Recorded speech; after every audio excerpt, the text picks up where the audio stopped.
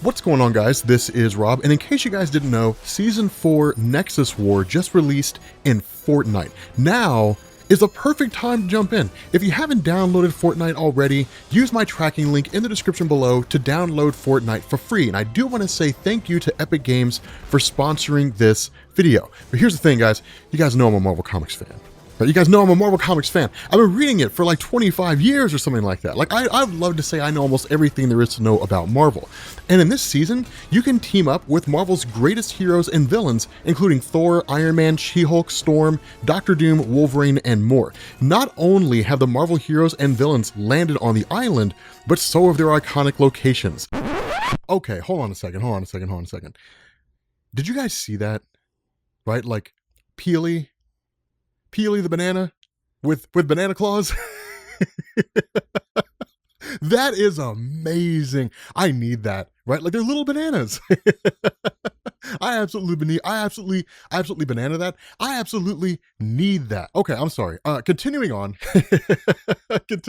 So you can drop onto the island and visit new and upcoming locations like Doctor Doom's domain in Latveria, Sentinel Graveyard, and more. So you can take up these superpowers like Doctor Doom's Arcane Gauntlets, Groot's Bramble Shield, Silver Surfer's Board, and more that are all arriving over the course of this season. So make sure you guys check out the link down in the description. Make sure you guys check out Fortnite and have fun playing out there.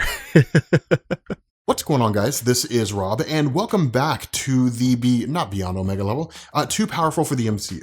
And this is a video series that we have where we basically run over characters that are just too powerful for the Marvel Cinematic Universe, right? That if you put them in there, they would obliterate everybody.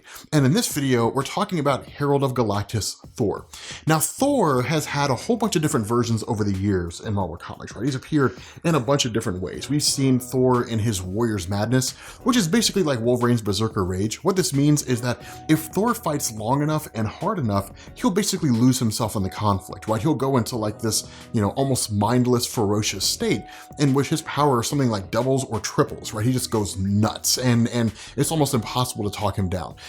In that mode, like Thor, just regular Thor in a Warrior's Madness would crush everybody in the MCU. But you've also seen Thor where he was like Rune King Thor, right? Where he absorbed like the Norns, and he basically went on the quest that Odin went on, and for the most part kind of became Odin, although a little more powerful, and was like a multiversal character, right? That happened during the events of Ragnarok.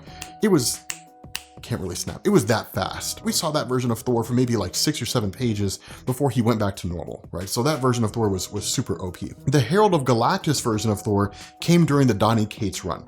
And the idea behind this is that following the events of the War of Realms, which was basically the end of Jason Aaron's run. For those of you guys who don't know, when it comes to comic books, you basically have what are called runs. And the reason why they're called that is because it's just a character, like a writer's take on that character. And so take for example, like Jason Aaron's run, that started with a comic called Thor God of Thunder, and then ran all the way up until the end of War of Realms, right? Where like pretty much all the realms of Asgard ended up going to war against the villain, what was his name? Malekith, that's what it was. He's so forgettable. They ended up going up against the villain Malekith. He basically kind of initiated this massive war. The story was great. Once that was all done, Odin had been dead for a little while, and Thor ended up taking his place. He became the new king of Asgard. And so during that time, you ended up having Galactus, who showed up on Asgard from like the middle of nowhere. Now, it's not the first time Galactus has done that, and in fact he's actually fought Odin, which I believe I have that video down in the description. Actually, I'll just post the whole Thor playlist. I think it's down in there. It's really cool. But what ends up happening is Galactus basically shows up there, tells Thor, I need your help, right? Like, there's a force called the Black Winter coming, and it's gonna kill us all. And so Thor ends up helping Galactus track down 5 individual planets that if Galactus consumes will give him enough power in order to take on the Black Winter. Now, here's the reason why that matters. When it comes to Galactus, he, as most of you guys know, he travels around the cosmos just consuming worlds, right? And by and large, this is just the role Galactus plays, as Marvel prescribes it. The truth about this is that Galactus is just a giant source of energy. That's really all he is. But in order to maintain his energy source, he has to consume worlds that are capable of supporting life, right? So life-sustaining worlds, they have to have a particular energy signature, right? So it's like if you could only ever eat hot dogs, is basically what Galactus is. And that would be an amazing life to live if you could just eat hot dogs. Probably not hot dogs, maybe like pad thai. That would be amazing. If you like had to eat pad thai all the time, Dude, I would love that life. But basically, these worlds are normally just average worlds, right? These 5 particular worlds are more enriched in life-sustaining energy than any other worlds in the cosmos. And so when Galactus consumes these, he basically ends up becoming powerful enough to take on the Black Winter. Leading up to that, because of the fact that Thor was going to help him, you know, basically travel to these worlds, and they didn't really know what kind of resistance they were going to encounter, Thor was imbued with a portion of the power cosmic. And what this did is it amplified the existing power of Thor, which came in the form of the Thor Force. Now, the Thor Force is basically the same thing as the Odin Force. The difference is that Odin's Odin Force, that entire premise, is basically just the life energies of his brothers Vili and V that merged with Thor himself when they first fought Surtur and lost. That's really all that is. But essentially, it's just a massive source of energy.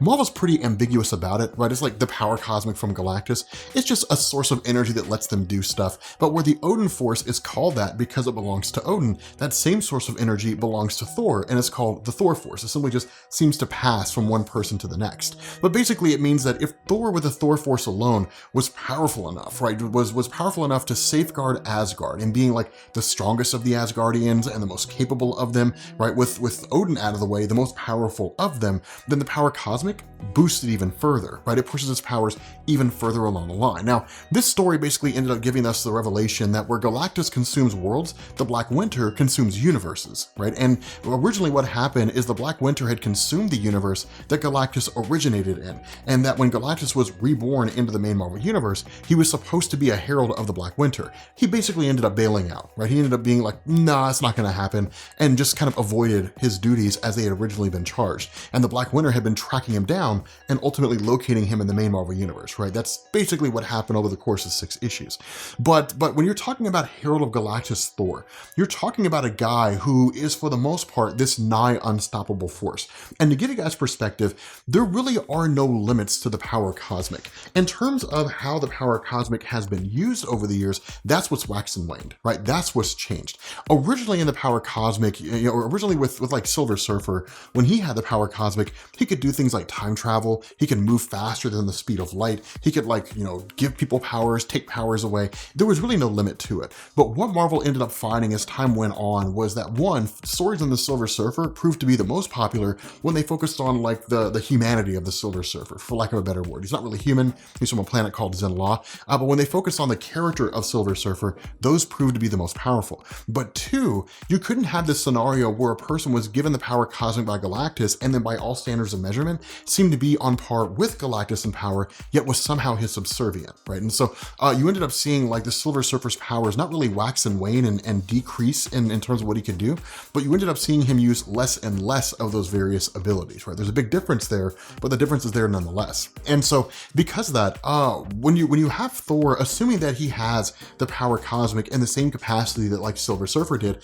one of the things that we saw was that Thor killed Galactus, right? That's literally what happened in the story. Like Thor ended up killing Galactus. Like literally he took the power cosmic away from him. And that's what's so crazy about that is if Thor can take the power cosmic away from Galactus, then it means that Thor can manipulate the power cosmic in its entirety. It means he was on par with Galactus's power, or at least that seemed to be the case, because it's basically a two-way street. That's one of the small little changes, or really it looked like a small change that was made by Donny Cates that was a huge change, right? And so what you're talking about is a version of Thor that has the power cosmic of Galactus.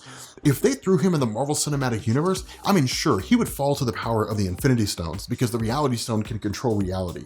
And of what use is Thor with all that power if he's utterly convinced by somebody manipulating the Reality Stone that he's locked inside of a box, right? Like if that's what they trick him into believing, then, that's what it is. And that's just if they decide to create an illusion using the Reality Stone. They could very well just build a box around him and he just can't escape from it, right? A box is just too strong for him to get out of. That's the kind of craziness that you come across. So Thanos wielding the Infinity Stones?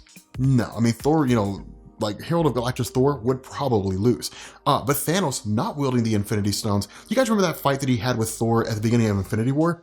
that fight would have been over like that, right? It would have been done with a quickness. Like Thanos would have fallen so fast, right? Because Mjolnir is a powerful weapon in and of itself, right? In the sense that it's literally a sentient storm trapped inside of a giant chunk of rock or a giant chunk of metal. So using the power of like a cosmic storm against someone like Thanos, you would think would be more than enough to take him out. And had we seen Mjolnir during the events of Infinity War and Avengers Endgame, that's probably exactly what would have happened. Hence the reason why it was destroyed leading up to those events. I think it would have been more impressive if Thanos had destroyed Mjolnir, but I think it's a little more interesting to have seen that Hela was the one who did it. At least it gave her character a level of power that otherwise you wouldn't really have been able to understand because Odin was gone at that point, and it kind of solidified things, right? That's one of the things that I kind of see a lot to sidetrack for a second.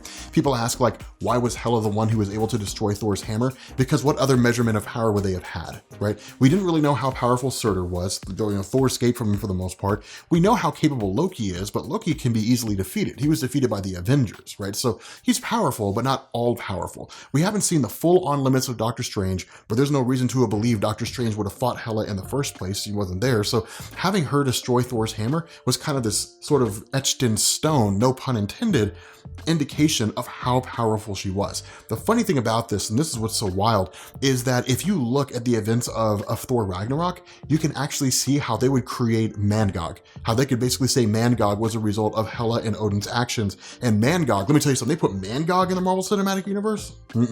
Like he would have been able to do what Surtur did, right? Like Surtur obliterated Asgard, that would have been the Mangog. Like he would have just ripped the entire place apart because he was a villain that like Odin was afraid of, right? Like Mangog shows up and Odin's like, okay, man, like we gotta run. It was pretty wild to see. Nonetheless, right, Herald of Galactus Thor, this is a guy who would decimate the entirety of the MCU. And I can't really think of any characters they could invoke outside of Thanos wielding the Infinity Stones or some other kind of high-level reality warper that would be able to go toe-to-toe against him. Anybody with sufficient telepathy, it wouldn't matter, right? So if you had like Charles Xavier of the X-Men, the leader of the X-Men in the MCU, it wouldn't matter, right? It's not like Charles Xavier can dominate the mind of Galactus. There's no real reason to believe that he could dominate the mind of Herald of Galactus Thor.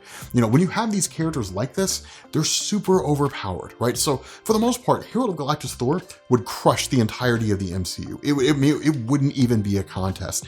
And I can't really think of a way for them to win. Like, I can't really think of a way in which the characters could somehow overpower Herald of Galactus Thor, because there's no real way to end run the power cosmic. It's not like you can use like the casket of ancient winners that you saw in, you know, the Thor movie when the Frost Giants like froze everything. It's not like you can use that. I mean, that's not going to work against him. Doctor Strange, maybe, but that assumes his power is on par with Herald of Galactus Thor, which, if I'm being honest, I doubt. You know, it's kind of a wild scenario, right? So this is one of those characters they'll never put in the movies, and if they do, it'll really be like more of a symbolic thing, but I don't think you'd ever really see him lose his mind and face off against the Avengers because none of them could stop him, right? He would kill them all in a matter of minutes, right? That fight would be over in minutes. It would be over that fast, right? So I'm curious, what do you guys think, right? Do you guys think Herald of Galactus Thor is that powerful when it comes to the MCU? I mean, this guy's broken in almost every conceivable way, just in terms of the power he has and what he can do. He looks good, but like, no, that's not going to happen. So let me know down in the comment section. If you guys are new here to Comics Explained, make sure you guys hit the sub button to become part of the Rob Corps. If you guys enjoyed this video, make sure you drop a like, and I will catch you all later. Peace.